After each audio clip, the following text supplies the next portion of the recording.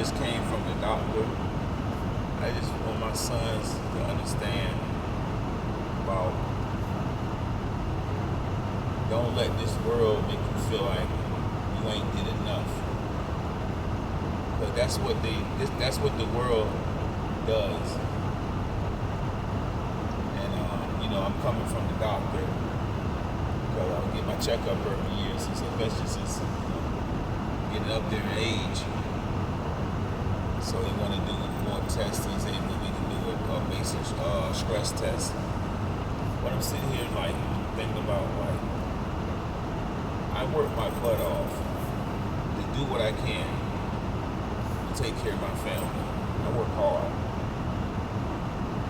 And I've accomplished a lot by a lot of standards. But what this world do, this world makes you feel like that what you're doing isn't enough.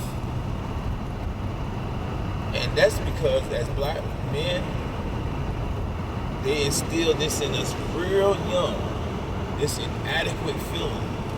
Like, you're less of a human, or you're less than perfect. And if you got bad parents, it's even worse. But if you get in tune with the world, oh my stars, then have you feeling like your jeans, your outfit ain't enough. People will comment and like if you got some clothing or article clothing, I didn't see it done when I was coming up, where somebody might not dress a certain way, so people pick with that person. And I was never that person, but I still sympathize with that person, so I never treated people bad. I didn't like that. I didn't like the bully. And I had one guy try to bully me. I stood up to him day one, like, yo, we're not doing this. And he was bigger than me, he could have crushed me, but I guess my bark was loud, and he was like, man, I respect you, little dude. You got heart.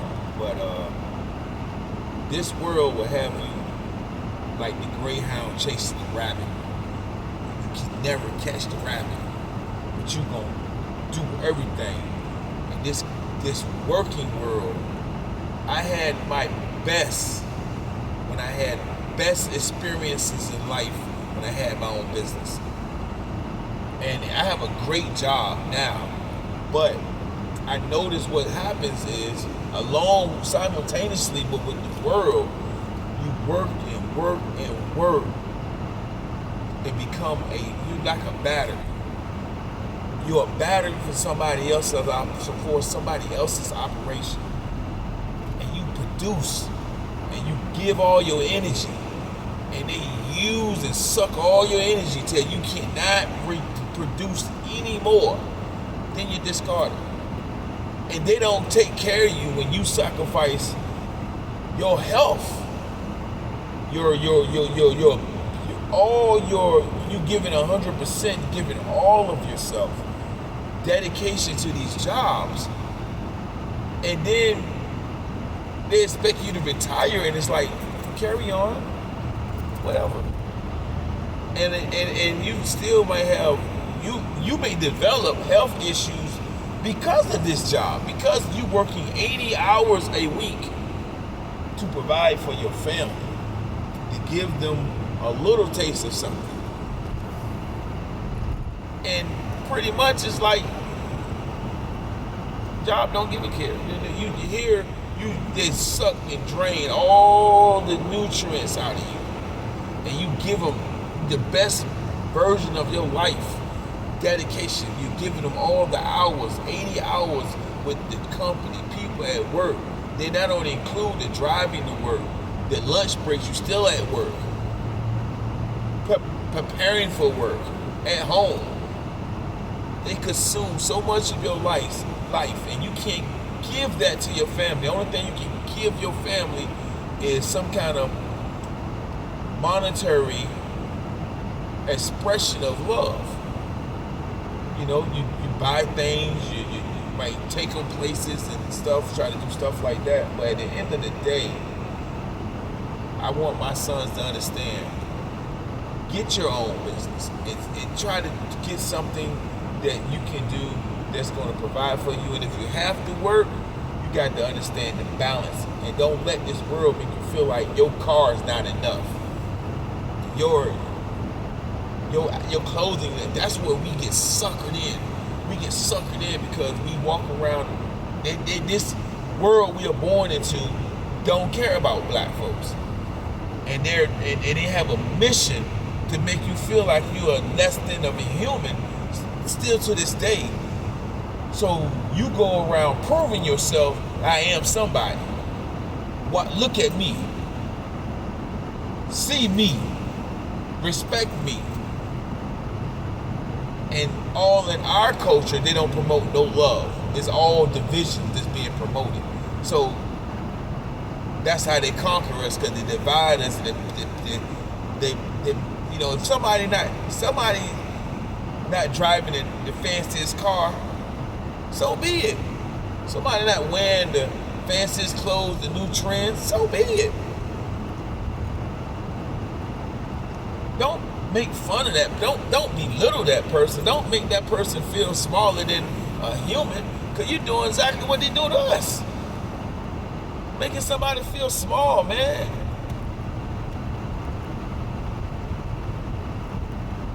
I grew up, I was blessed in growing up. I ain't had to go through a lot of stuff, but I went through a lot of stuff. And a lot of stuff was self-inflicted. Being hard-headed, leaving home at 15, being in the streets and all this other crazy stuff. Shooting people, being shot. I've been through all that crazy because I was embodying something, a vision of what I thought I was supposed to be, following the hip-hop religion that I call it, because it's a damn religion. Whenever you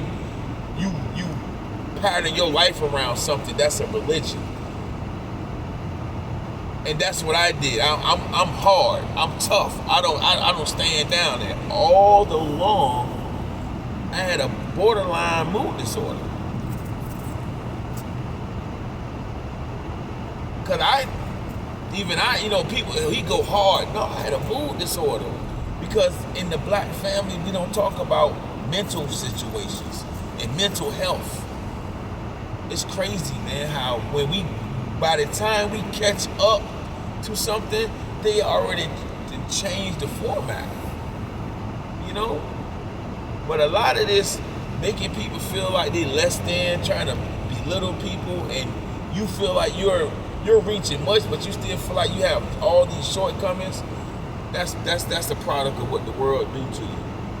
So my sons, know your value, know your worth. Don't get suckered into this. Find your niche, and hopefully it be in business that you create, that you control. And if not, don't put the chain around your neck and become somebody Django. Because at the end of the day, I feel like I done gave the best of me these last 12 years to this company. And I've seen my kids, pretty much 10 years of my kids' life go by where I wasn't there. And that makes me feel bad. I feel some kind of way about that. Because I always say I'm gonna be a good dad. My dad wasn't there. My stepfather stepped in, and he was all the dad I thought. My grandfather was there. I lived with my grandparents, so my grandfather definitely was a father figure. My stepdad, he did the best. He was there, but you still feel like when your dad don't be there, you feel like you don't have what you need. You feel like you don't have enough. And that's what I said I would never do to my children. So I always try to be there. But then you always envision throwing the ball, doing this with them, doing that with them. The moments that that life stands on like a pillar, concrete pillar and building blocks for these kids to grow and have their memory of their father. You get these companies, they take that stuff from you. Because all you do is work. And when you're home, you're tired. and you too tired to go ride the bike. You too tired to go throw the ball with your son. You too tired to, because you got to recover. Just what? To get back to work. So, my sons, your dad is telling you, don't fall victim to the game. Invest early, save for whatever you want to do. You got to do some saving, but you have to start investing and put all the things in place that I'm show you that you're going to need. So when you get my age, you can make sure you have everything. I have things in place, but like I said, you know, the balance is what I didn't have. The balance is what I didn't do. And I want you to have more balance in your life, especially when you have your own kids. I always want y'all to know I love every one of y'all equally. I don't love even my hard head, even my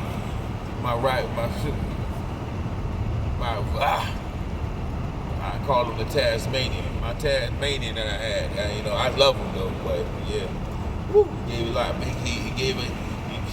He was a challenge, but I was there with him. But he was a challenge. But you know, I have my sons. I have one that went cuckoo Cocoa Puff, and the other one's doing their thing. So you know, but I love all my boys equally, and just do it better than your dad. I'm out.